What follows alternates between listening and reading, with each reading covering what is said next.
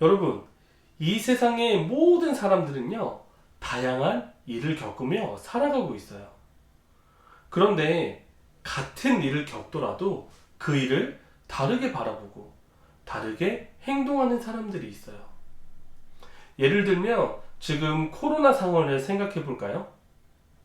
어떤 사람들은요, 이 코로나 상황이 너무 힘들다고만 생각해요. 그런데 어떤 사람들은요, 이 상황이 기회라고 생각하고 오히려 힘을 내는 사람도 있어요. 우리는 지내다 보면 정말 많고 다양한 일을 겪을 거예요.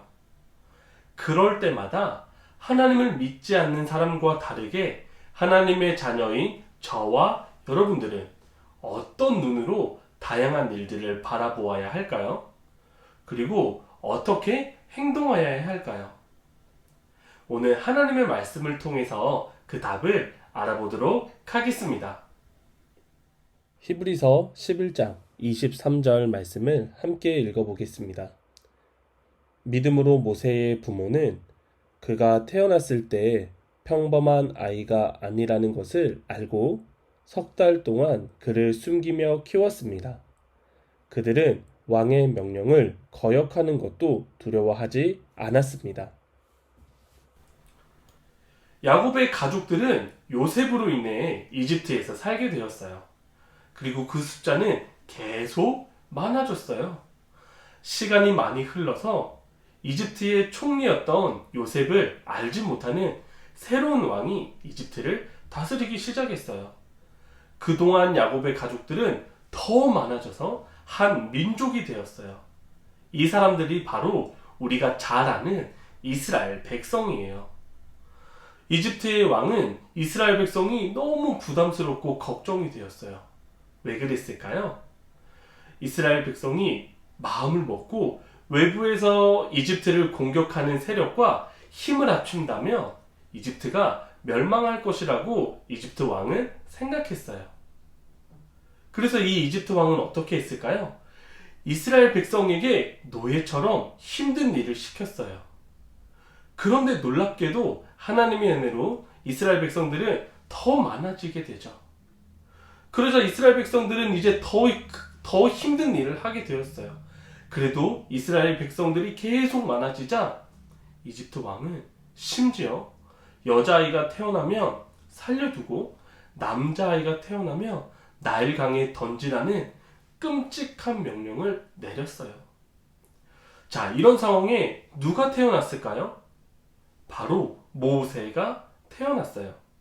이때 모세의 부모님이 할 수 있는 선택은 바로 두 가지가 있었어요. 모세의 부모님이 할 수 있는 첫 번째 선택은요, 바로 이집트 왕의 명령대로 모세를 나일강에 던지는 거예요. 너무 힘이 들고 슬프지만 어떻게 보면 이집트 왕이 시킨 대로 하는 쉬운 방법이었을 수도 있어요. 다른 사람들도 일반적으로는 아마 그렇게 해야 한다고 생각했을 거예요. 이제 모세의 부모님이 할 수 있는 두 번째 선택은요, 바로 모세를 몰래 키우는 거예요. 모세의 부모님은 목숨을 걸고 두 번째 선택을 했어요. 왜 그렇게 했을까요? 오늘 하나님의 말씀에 보면요, 믿음으로 라는 단어가 있어요. 모세의 부모님은 믿음으로 모세를 바라보았어요. 믿음으로 이 상황을 바라보았다는 것이죠. 그렇게 하니까 모세를 향한 하나님의 계획과 소명을 알게 되었고 모세를 나일강에 던질 수는 없었어요. 그래서 모세를 몰래 키우기로 한 거예요.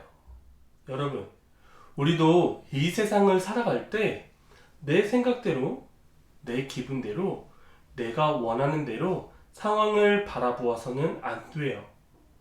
우리는 믿음의 눈으로 우리의 삶의 모든 것을 바라보아야 해요.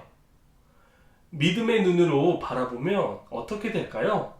우리는 믿음의 행동을 하게 돼요. 모세의 부모님이 했던 것처럼 말이에요. 여러분, 어떤 상황을 만나든지 믿음의 눈으로 바라보고 믿음의 행동을 하는 저와 여러분이 되었으면 좋겠어요. 자, 이제 저를 따라서 해주시겠어요? 믿음의 눈으로 바라보고 믿음의 행동을 하자. 한 번 더요. 믿음의 눈으로 바라보고 믿음의 행동을 하자. 그렇게 살아가는 저와 여러분들이 되기를 간절히 소망합니다. 이제 제가 기도하고 마칠게요. 하나님 아버지, 감사합니다.